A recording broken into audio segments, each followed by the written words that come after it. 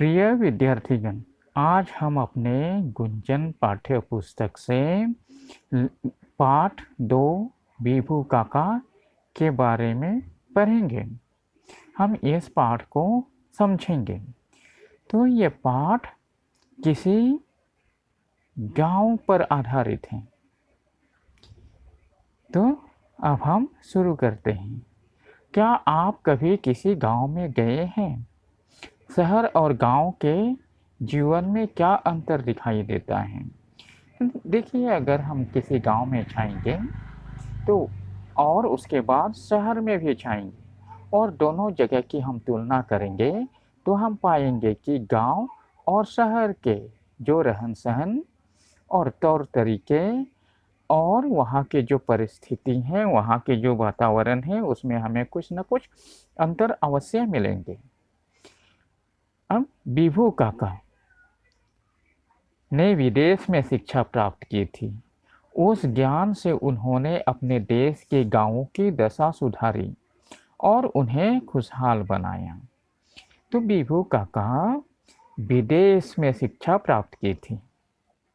उन्होंने विदेश में जाकर कृषि विज्ञान की शिक्षा प्राप्त की थी और फिर वे अपने देश में लौट आए, अर्थात अपने गांव में लौट आए और फिर उन्होंने हमारे देश के गांवों की दशा सुधारी।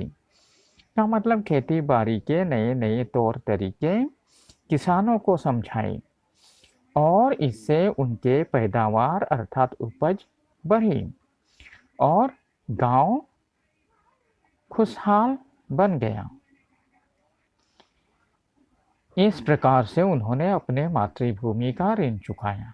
का मतलब हम सभी के अपने मातृभूमि पर कुछ न कुछ ऋण होती हैं, अर्थात हमें अपने मातृभूमि के प्रति हमारे कर्तव्य को निभाना पड़ता है।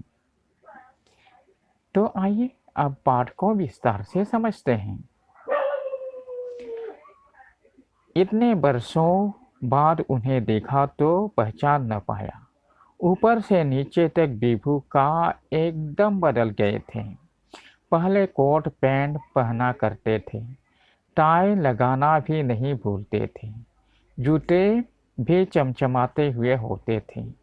किंतु अब बीभू का कुछ दूसरे ही लगते थे, एकदम बदले बदले। खादी का कुर्ता पाजामा, साधारण सी चप्पलें, सिर के बाल भी छोटे छोटे लगता था। ये बीभू का कोई और है।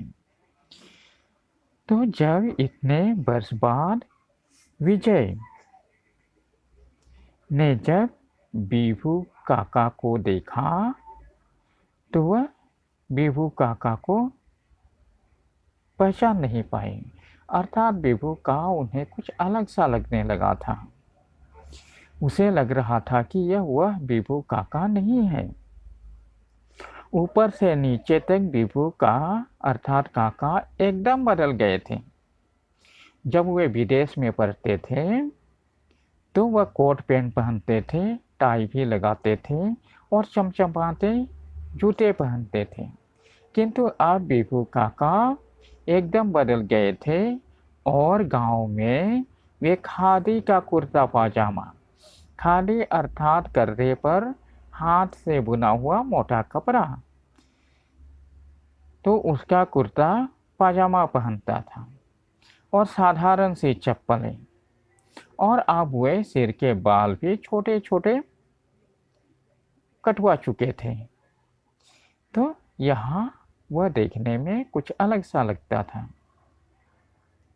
तो बिज्जू ने उसे देखते ही उनसे पूछा, काका क्या आप मुझे नहीं पहचाने?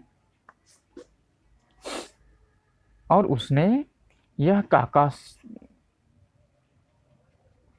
से कहा। तो काका ने उसे तुरंत पहचान लिया और काका ने अर्थात बीभू काका ने उससे कहा कि अरे तुझे नहीं पहचानूंगा, और उससे पूछा कि वह कब आया। तो विजय अर्थात बिज्जू ने कहा कि आज ही अभी, और वह यह बात हंसते हुए कहा था। तो अब विभू काका ने उससे पूछा कि सामान कहाँ है, और यह बात उन्होंने बड़े ही उत्सुकता से पूछा, क्योंकि बिज्जू जब विभू काका के समक्ष थे तो उसके पास कुछ ज़्यादा सामान नहीं था। मैंने सामने रखे झोली की ओर इशारा किया, वे चौंक पड़े। तो देखो आप क्या है, जब विभू काका ने उससे सामान के बारे में पूछा तो बिज्जू ने पास रखे एक झोले की ओर इशारा किया, तो विभू काका चौंक पड़े, क्योंकि उसके पास एक छोटा सा झोला अर्थात बैग था और उसमें कुछ सीमित सामान थे। अब विभू काका ने चौंक कर उससे पूछा कि विस्तर उस्तर कुछ नहीं है।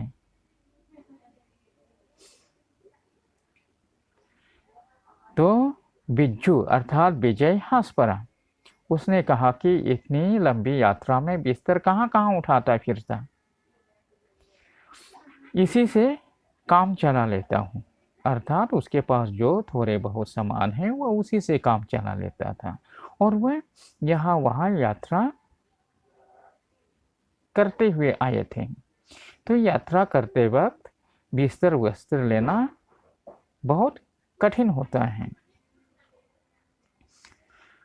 अब काका के मुख पर प्रसन्नता झलकी और उन्होंने उसके पीठ थपथपाते हुए उसे शाबाशी देने लगे। क्या कहा? शाबाश बेटे, यह हुई ना बात।